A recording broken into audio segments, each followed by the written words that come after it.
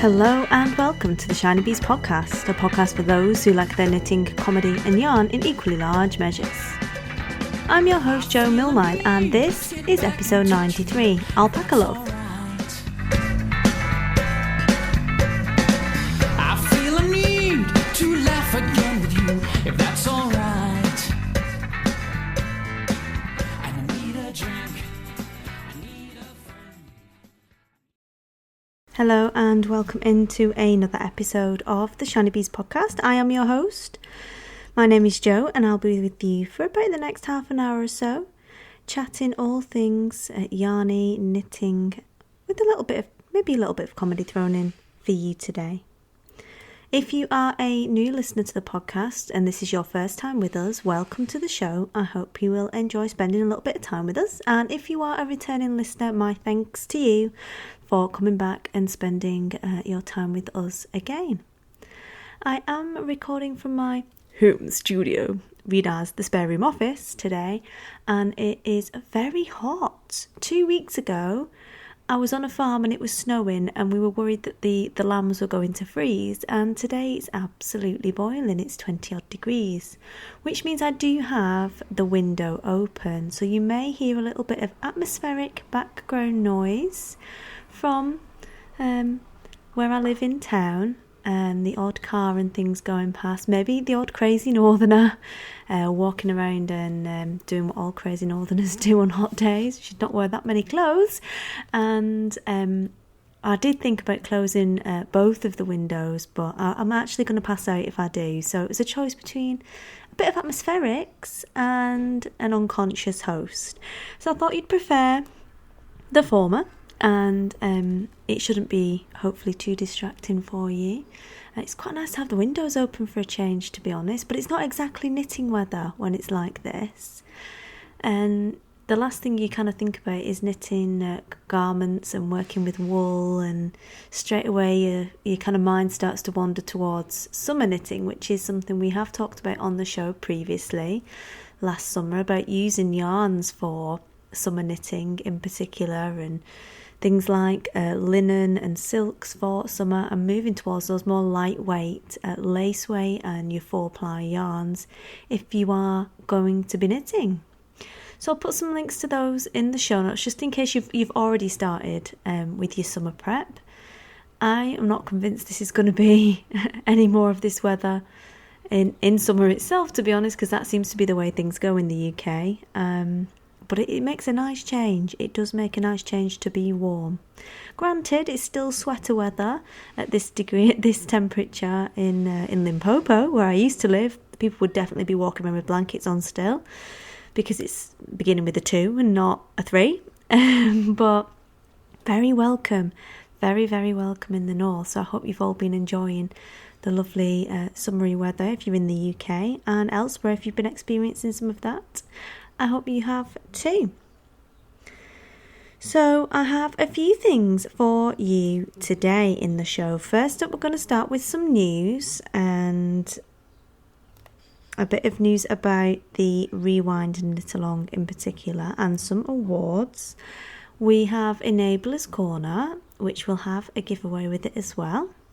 And I'm going to do a little bit of chatting about alpaca as a fibre. It was requested by a listener when I did my listener survey back at the end of 2015 for me to do a similar focus on alpaca that I did on mohair last year. And it's been something that I've been thinking about how I want to kind of achieve that and what I want to talk about regarding alpaca as a fibre to use to knit with, where it comes from, maybe dispel a few myths, and increase your knowledge of using alpaca in your projects if you so wish. So I have a few things planned for that. Today will just be a little bit of an intro to the fibre itself, a little bit of background to get you sort of interested in what we're going to be talking about, and then we will wrap up. So get yourself a mojito, or one without any alcohol in, but something that's tall in a big glass, maybe with a little umbrella, a sparkler if you wish. You know, why not? Lots of ice and a straw. Put your feet up and we will crack on with the show.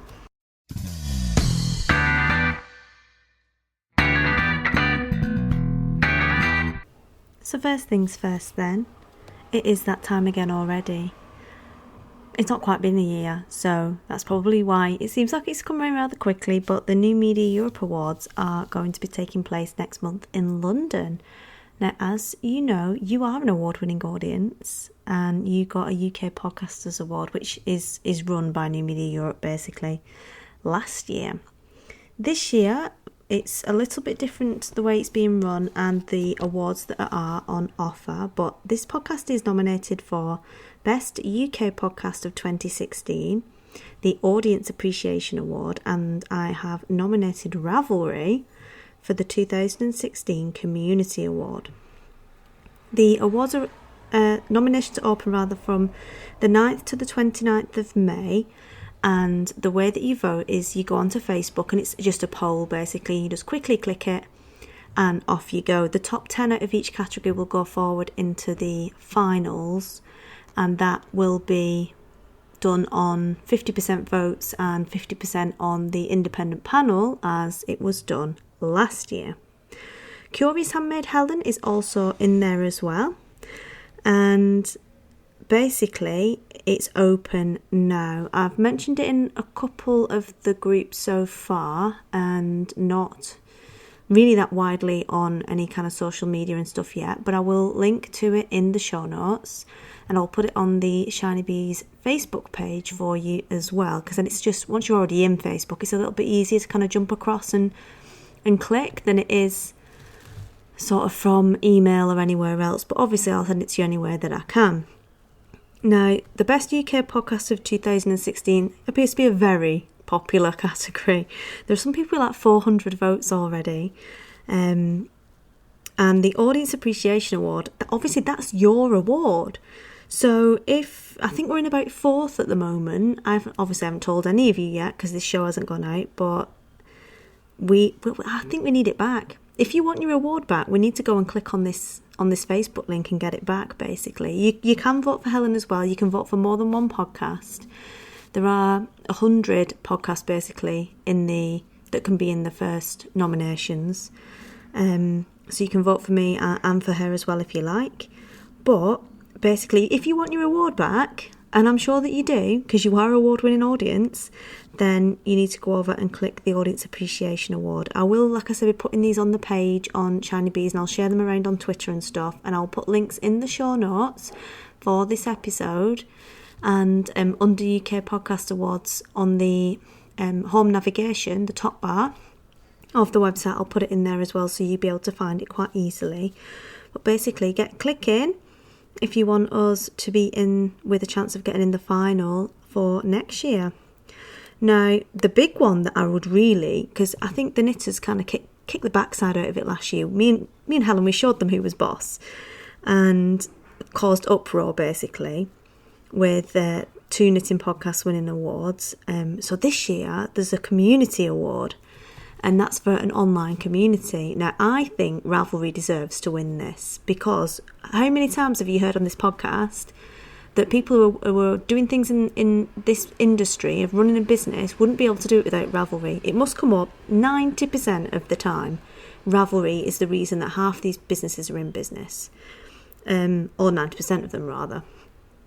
I know for me, I wouldn't have been able to meet all of you and meet a lot of the people that I've met through doing the podcast if it wasn't for Ravelry. It's one of the best resources out there, and we all love it. And I think it's time to show them that it's not just me and Helen, it's all these podcasters, all these knitters, all these business owners, all these indie designers. This whole microeconomy has grown up around this website.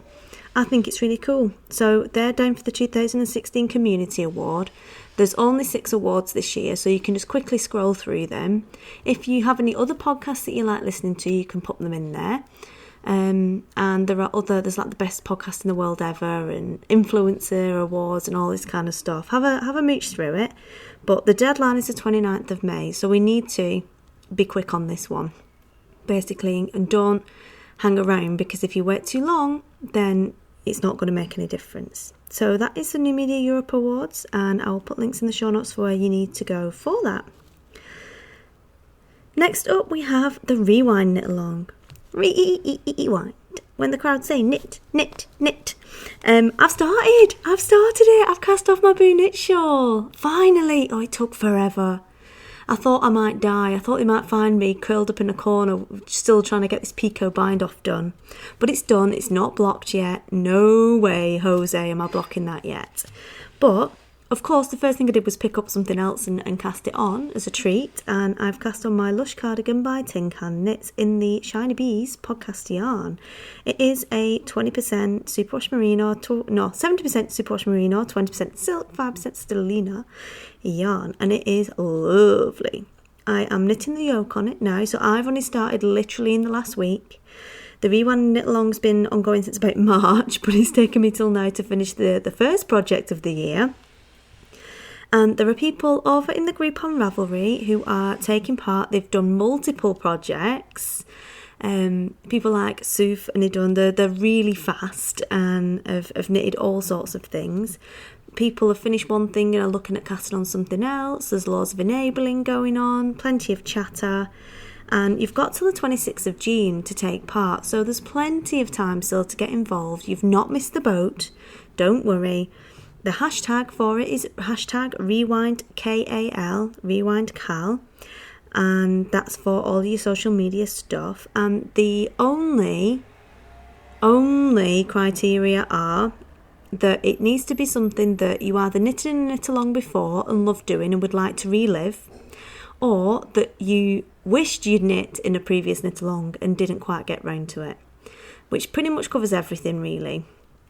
And cast on, crack on, show us all your projects, come over to the group. I'll put a link in the show notes to the thread in the Ravelry group, and you can come over there and chat with us. Now, I do have some prizes for this. If you just need that little tip to get you in there, then I have some prizes for you, and I'm looking at teeing up a few more because it's quite a long knit along and there's been lots of really good work in the group, lots of projects flying off the needles, which I think means we need prizes. So first up, I have a skein of yarn of Rowan Fine Art, which is a yarn that I talked about with Rachel Coopy in an episode, about episode 60 odd. I'll put a link to the show notes in that. It is a mohair blend sock yarn, and that's been very kindly offered by Suffolk Socks. I also have 2 skeins of Cashmerino DK from Bogger at Knitting in France, which she dyed basically to give to her friend Renee, which is Renee Callahan of East London Knits, for her brioche twister scarf. Now, that is a free pattern. If you go and sign up to Renee's newsletter, you'll get the brioche twister scarf for free. And we all know that brioche is the hot right now thing to be doing in knitting. She's also offering some stitch markers to go with that. So that's a really super nice prize. It is a 80% merino, 10% cashmere, 10% silk blend, so it is gorgeous to work with. And you've got a scarf there, so totally hot right now, their scarf pattern to get in on as well. I'm also donating a Slimmers Club from the Golden Skein, which will be a big mystery to you, but it involves one of the skeins of yarn from the Power of 3 Club. And that'll be sent to you in all the beautiful packaging as it comes as well. I have some more things in the pipeline, more prizes that I'm going to announce, because I just feel like there's been so much good work that's gone on and people are trying things, people are doing their first ever garments, all that kind of stuff. I think we need prizes for it. Now, the whole point of knit alongs is not to get prizes, it's to get stuff knitted. However, we do lack a bit of motivation on the podcast, so that's what we've got so far. And they'll all be up for grabs in the group over on Ravelry. So get yourself involved. Don't hold back. It's time to get amongst it. That is the Rewind It Along. And finally, final bit of news for you. The podcast will be taking a short break at the end of May. So there will be no episode on the 24th and the 31st of May. And the show will return on the 7th of June. So next week will be the final episode before this 2-week break. I just need a bit of time to sort of rewind and not just knit all the time, obviously, but just want to have a little break, regather my creativity for the show, get some stuff in place that I want to get in place, and look at how I want to move forward from now. So, reminding you that I won't be able to remind you about the New Media Europe Awards because there's going to be no episode on the 24th. So go and vote now. Don't forget. But it's just a little break. The show will be back on the 7th of June. Just advance warning in case you've got any holidays planned and stuff. You might need to, stack up some episodes or something, and see how you get on before the 7th of June, basically. So that's all my news for you today, and we will move on to Enabler's Corner.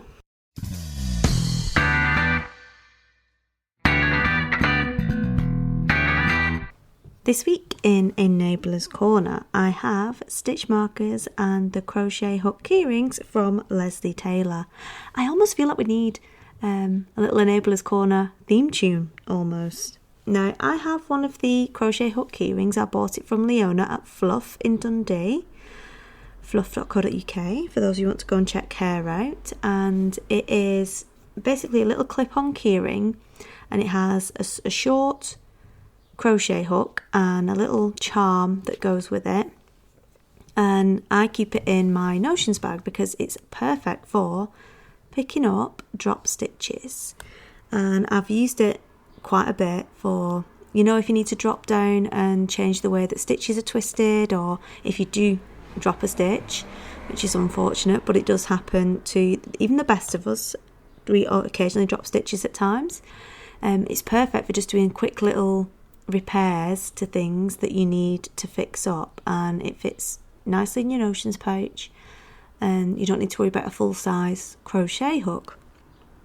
She sent me a set of these stitch markers to give away, as well as a set that she personalised for me, which is really cool. They've got little dogs on and stuff, and it's got a microphone on it, and it means that I now can have two of these. I can have one in each of my project bags.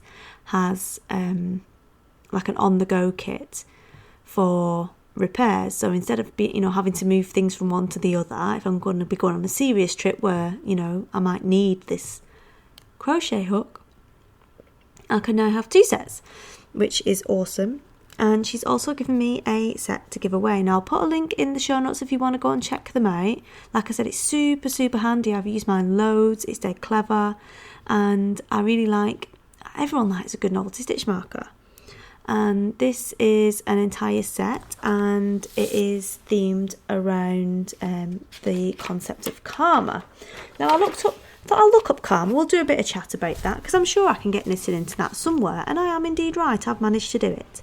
But karma has its origins in Hindu and in Buddhism, basically, and the definition of it is that the sum of a person's actions in this and previous states of existence is viewed as deciding their fate in future existences. And the informal version of this is basically good or bad luck resulting from one's actions. So, karma in life.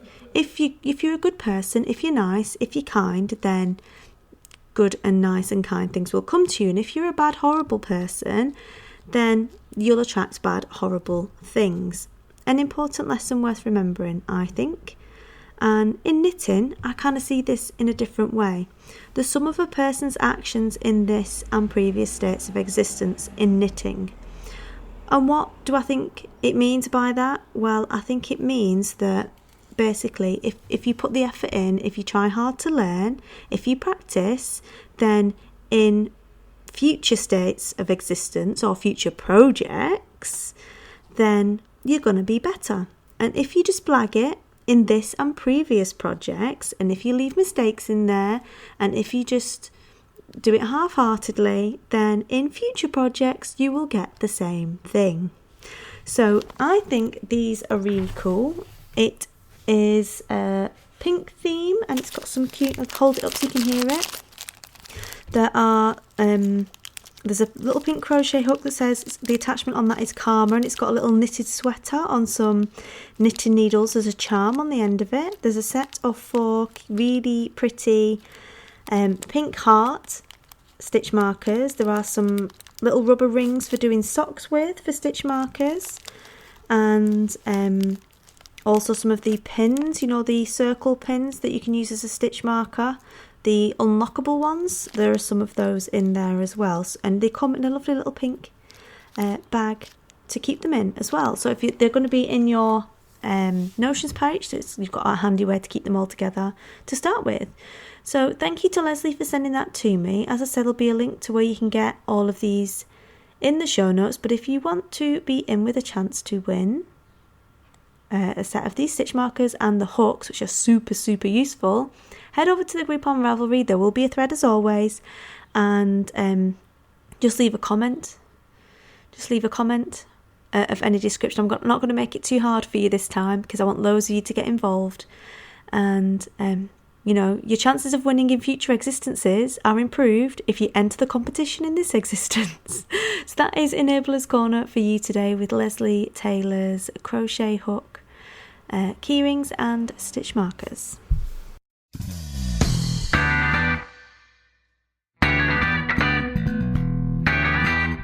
So I'm just going to wrap up with some chat on Alpaca, because it's lunchtime now and it's starting to get a little bit noisy with crazy northerners driving past in their claptape cars. So the fibre focus for this sort of month, or the fibre focus that I'm going to be working on for the next few episodes, is alpaca.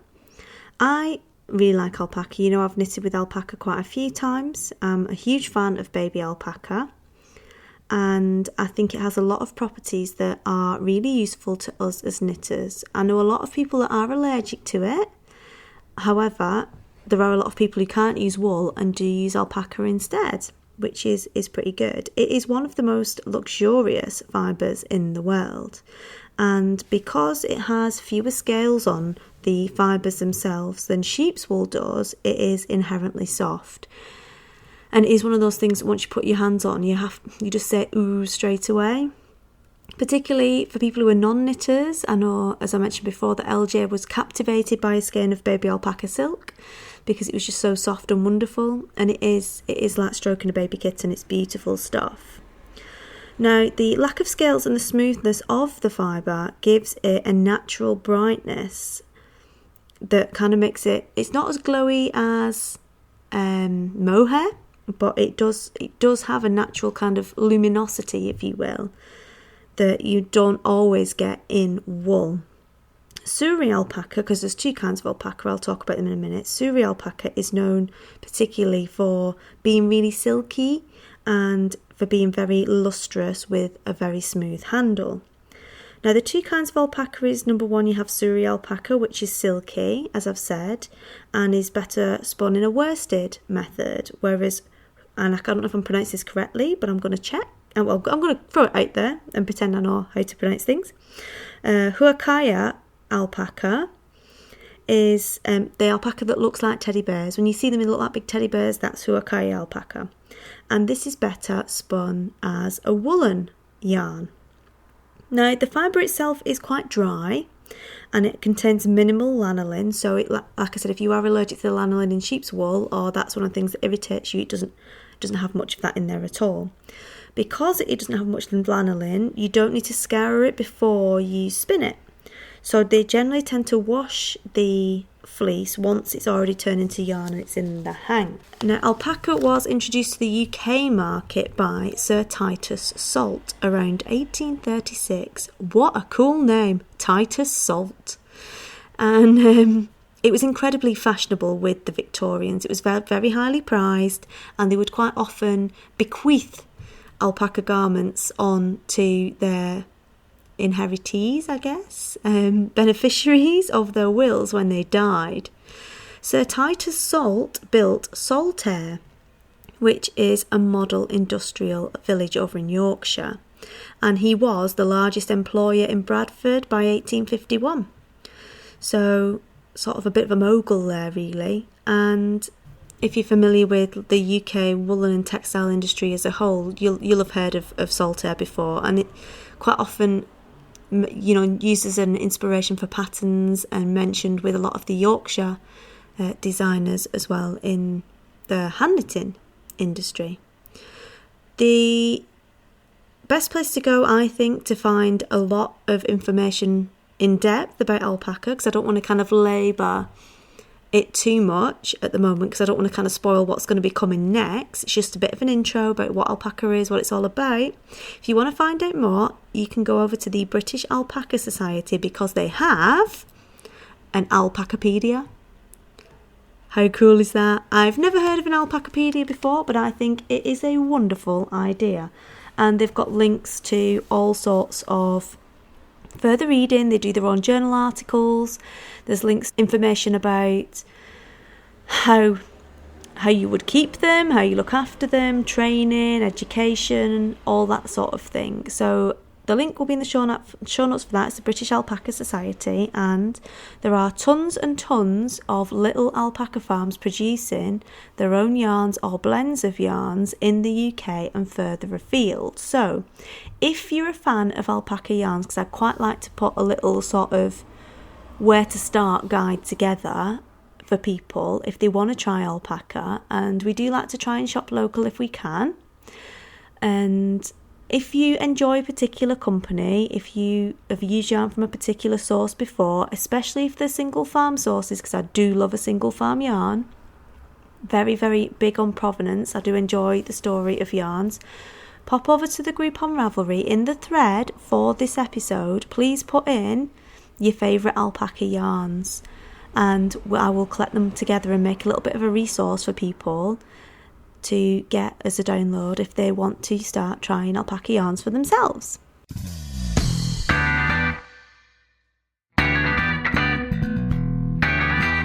So that's all we have time for this week. I hope you've enjoyed the show, and I'll look forward to welcoming you back again next week for some more chat. In the meantime, don't forget to vote for the show and your other favourites in the New Media Europe Awards, so we can get your Most Engaged Audience award back. And have a lovely week. Happy crafting, and I will speak to you all again soon. Bye.